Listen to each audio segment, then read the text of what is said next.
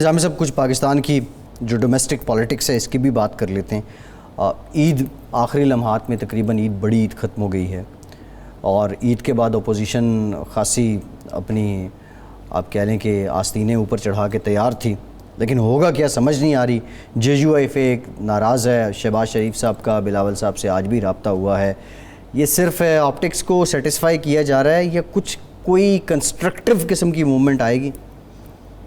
देखिए JUIF के रहनुमा जो हैं क्या नाम है उनका यार, अताउर रहमान साहब, सेनेटर अताउर रहमान, वो कहते हैं कि जी स्पीकर के घर कल के हम मिलेंगे नहीं। PMLN ने किया और रातों रात कलाबाजी खा गए। ये सिर्फ उस तरह की चीज़ है जिस तरह सेनेट में पहले तहरीक एतमाद चेयरमैन सेनेट में और फिर बुर्ज उल्ट गए। आज तक पता नहीं लगा किस तरह उल्टे, लेकिन ज़ाहिर है हमें पता है कि एक ना एक पार्टी डंडी मार गई। तो ये उन्होंने कहा कि नून लीग और पीपल्स पार्टी हुकूमत की सहूलतकार है। इस वक्त तो मैं नहीं कहूँगा, लेकिन इनकी बड़ी मजबूरियाँ हैं। तो आगाज़ तो कोई इतना अच्छा नहीं हुआ। बहरहाल FATF उन्होंने जिस तरह के हसन इकबाल ने कहा है कि हमने कौमी मफाद में साथ दिया, तो भाई अगर कौमी मफाद में साथ दिया तो इतना शोर क्यों डाल रहे थे? जी बिल्कुल ठीक है। दूसरा निज़ाम साहब, अपोजिशन ये भी कह रही है कि हमारी जो अमेंडमेंट्स थी उनको मान लिया गया, हमारी तजवीज़ को मान लिया गया और उसके बाद हमारा जवाज़ नहीं बनता था एतराज़ का, और इसलिए हमने ये जो 2 बिल्स हैं इनको हम भाई ये बात तो ठीक है जी, लेकिन ये कहते हैं कि हमारी अमेंडमेंट को माना जाए तो हम इसका साथ देने को तैयार हैं। ख्वाजा आसिफ ने कहा जी अब इसके बाद हुकूमत से कोई रब्ता नहीं होगा, बातचीत नहीं होगी, ये नहीं होगा, वो नहीं होगा। तो वो नैब तरमीमी बिल किधर गया? वो देखें, नैब तरमीमी बिल का भी ये मसला है जी कि उसकी बात शिकें जो हैं वो अपोजिशन की डिमांड को इतनी जायज़ नहीं थी। दूसरे हुकूमत की तरफ से इसको नैब तरमीम को महज अपोजिशन को दीवार से लगाने के लिए इस्तेमाल करना भी मेरे नज़र है। तो अगर हुकूमत मुज़ाकरात चाहती है तो इसमें और कहती है कि हम मुज़ाकरात करेंगे, तो फिर आप डिक्टेट तो नहीं कर सकते ना उनको। जी कुछ लोग कुछ दो की बुनियाद पर जी बेहतरी लानी चाहिए। अब ये कहते ना जी कि नैब और पाकिस्तान इकट्ठे नहीं चल सकते, बात तो मैं भी इसका हामी हूँ कि नैब एक इंतहाई गैर इंसानी, मैं कहूँगा गैर जमहूरी, इंतकामी, पॉलिटिकल इंजीनियरिंग के लिए बनाया हुआ अदारा है, लेकिन एक रियलिटी तो है जी, और इसके लिए एक मुतवक्का कानून जो है नहीं। निज़ाम साहब, ये जो सोच है और ये जो इस वक्त थ्योरी डिस्कस हो रही है, क्योंकि देखिए नून लीग की अगर हम बात करें ना, तो नून लीग की रगों में इंतकाम तो था, इंतकाम तो है, ख़मीर में है, with due respect. Noon league ये समझती है कि हमने जो भुगतना था वो भुगत लिया और अब इसी नैब के कानून को हम ये लोग जब अपोजिशन में आएंगे तो इनके ख़िलाफ़ इस्तेमाल करेंगे, इसलिए ना वो कोई तजवीज़ दे रही है ना कोई मुस्तनद बात कर रही है ना। आप गैर संजीदगी का अंदाज़ा लगाएं कि 1 अरब रुपए तक नैब इंक्वायरी ना करे। 1 अरब कोई छोटी रकम होती है निज़ाम साहब? ठीक कह रहे हैं आप। वो संजीदगी वो रक रेजी का मुजाहरा नहीं किया गया। देखे ना, पीपल्स पार्टी तो पहले भी कहती थी कि इसको बदलें, अब भी ये कह रही है। लेकिन मेरा ख्याल है कि अब ये जो सूरत हाल है ना, ये भी नहीं चल सकती जी कि अगली हुकूमत आएंगे, क्योंकि अवाम का पैमाना सब्र जो है लबरेज हो चुका है जी। ये महाजराई की इंतकामी सियासत जो है और करप्शन को एक विक्टिमाइजेशन के टूल के तौर पे इस्तेमाल करना जो है, ये सारी चीज़ें जो है उसकी वजह से ज़रूरी है कि इस पे भी कोई समझौता हो। नून लीग का ये मंजन कब तक बिकता रहेगा कि हमारे साथ इंतकाम हो रहा है, एहतसाब नहीं हो रहा, हमारे साथ ज़्यादती हो रही है? कब तक अवाम इस मंजन को कबूल करेंगे? भाई ये मंजन तो बिकता रहेगा ना, देखें ना, कब तक की सवाल नहीं है, क्योंकि आपको ही पता है कि ये सारा खेल जो है पहले नून लीग स्पेसिफिक है, फिर PPP स्पेसिफिक है और नॉन स्पेसिफिक है फॉर द रूलिंग पार्टी जी। तो ये तो नज़र आ रहा है लोगों को।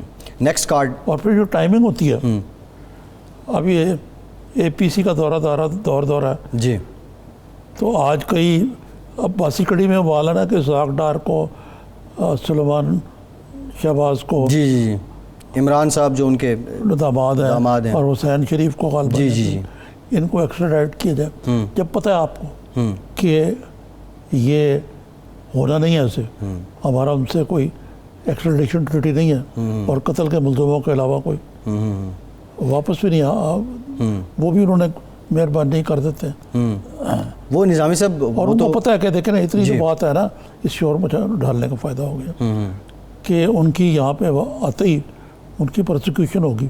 जी अच्छा निज़ामी साहब, वो खैर ईद वाले दिन पकड़ लिया, उस्मान साहब हैं CFO शरीफ ग्रुप के, और नैब ने उन्हें हिरासत में लिया, आज उन्हें अदालत में भी पेश कर दिया गया और बताया ये जा रहा है कि ये मनी लॉन्ड्रिंग और ये अकाउंट्स ओपनिंग और ये सारी हैंडलिंग, ये इसके वो आर्किटेक्ट हैं बेसिकली, उस्मान साहब जो हैं। खैर ईद पे उन्हें नैब का जो एहतसाब का मिशन है, दरअसल वो उनके काबू नहीं आ रहे थे। जी जी जी, गलती उनसे हुई, कोई ईद के मौके पर शायद घर आ गए। जी जी जी, ज़ेर ज़मीन थे वो, नमूदार हो गए। जी जी, सर्विलेंस हो रही थी। जी जी, गाड़ी उन्होंने पीछे लगा दी उनके। अच्छा, और उनको दबोच लिया। हुकूमत की गवर्नेंस के जो मसाइल हैं, ये दूसरे मानों में आप कहें कि बैड गवर्नेंस जो है, ये ओपोजिशन के लिए कितना बड़ा कार्ड है, और इसको आप समझते हैं कि इस पे कोई संजीदा लाया अमल है, ये सिर्फ बयानात की हद तक, टॉक शोज़ की हद तक, असम्बली में खिताब की हद तक? नहीं देखे ना, ये आपके सवाल के दोस्त हैं जी। जहाँ तक पुअर गवर्नेंस का तल्लक है, अभी ये जश्न मनाया जाएगा 2 साल का, धूमधाम से मनाया जाएगा, लेकिन उनमें 90% शराब होगा, ज़मीनी हक़ाइक़ से लगा नहीं खाता होगा, क्योंकि 2 साल में कोई बहुत ऐसे काम ऐसे होंगे जो आवाम जिनकी को फ़ायदा हुआ। जी, लेकिन ये कहना कि जी वो उस वक्त कर्जे बहुत बढ़ गए थे और ये हर मसले का खुरा जाके शरीफों से मिलता है या जरदारियों से मिलता है, इनमें से बहुत सारी बातें ठीक भी हों, लेकिन मैं 1984 में अमेरिका में रोनाल्ड रीगन के इलेक्शन कवर करने गया, सदारती। जी 84 सेकंड टर्म का। जी, तो एक ही नारा था कि are you better off today और यू वर 4 ईयर्स अगो। काश इमरान खान साहब भी नारा लगा सकते कि are you better off now और 2 ईयर्स अगो, यानी आप अब बेहतर हैं या 2 साल पहले थे। तो 2 साल पहले किसी को GDP ग्रोथ और टैक्स टू GDP रेटियो और करंट डेफिसिट और फिस्कल डेफिसिट, ये बातें तो हमारे लिए है ना, आम लोगों का सरोकार, आम लोगों के लिए उनका सरोकार 2 वक्त की रोटी है। गंदम, आटा, चीनी, बिजली, बिल्कुल ठीक कह रहे हैं। Law and order. आप बताइए कि कौन सी चीज़ में, ठीक, यानी जिसको कहते हैं ऊँट रे ऊँट, तेरी कौन सी कल सीधी। निज़ामी साहब, ये जो आपने बात की है कि एंड रिज़ल्ट से आवाम को सरोकार है, इसी से जुड़े जो आवाम के जज्बात हैं, उनमें जो कुछ तब्दीलियाँ आ रही हैं, इसका फ़ायदा सियासी तौर पे कौन उठा सकता है? एक स्टडी ये भी है कि सियासत हो, सहाफ़त हो, कारोबार हो, वो आवाम के जज्बात के साथ ही होता है। जब तक आवाम आपको पजीराई दे रहे हैं, आपका धंधा चलता रहेगा। अब जो गवर्नेंस मैटर्स जिस तरह आपने पॉइंट आउट भी किए कि इमरान खान साहब अगर आज ये पूछें कि 2 साल पहले आप कैसे थे, आपके हालात क्या थे, और 2 साल बाद आपके कैसे हैं, ज़मीनी हक़ाइक़ का आपको भी पता है, हमें भी पता है, और यकीनी तौर पे खान साहब को भी पता है। अपोजिशन सियासी तौर पे इसका फ़ायदा उठाने की अहल है? देखें, इस वक्त तो ऑपोजिशन को उन्होंने नोकी लॉक लगाया हुआ है, उन्होंने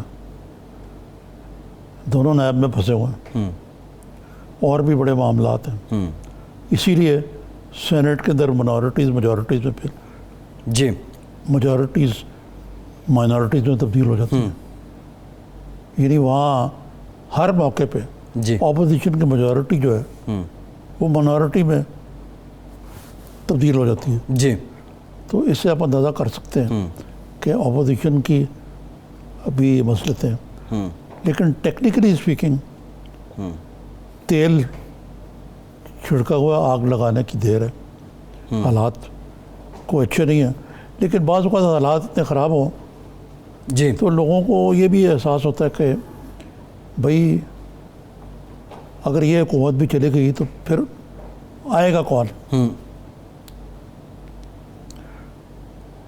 और ख़ुद PMLN को भी ये पता है कम अज़ कम, जी और पीपल्स पार्टी को भी काफ़ी हद तक, जी कि इमरान को तो जाना है, लेकिन हमें कोई लेके आने वाला नहीं है।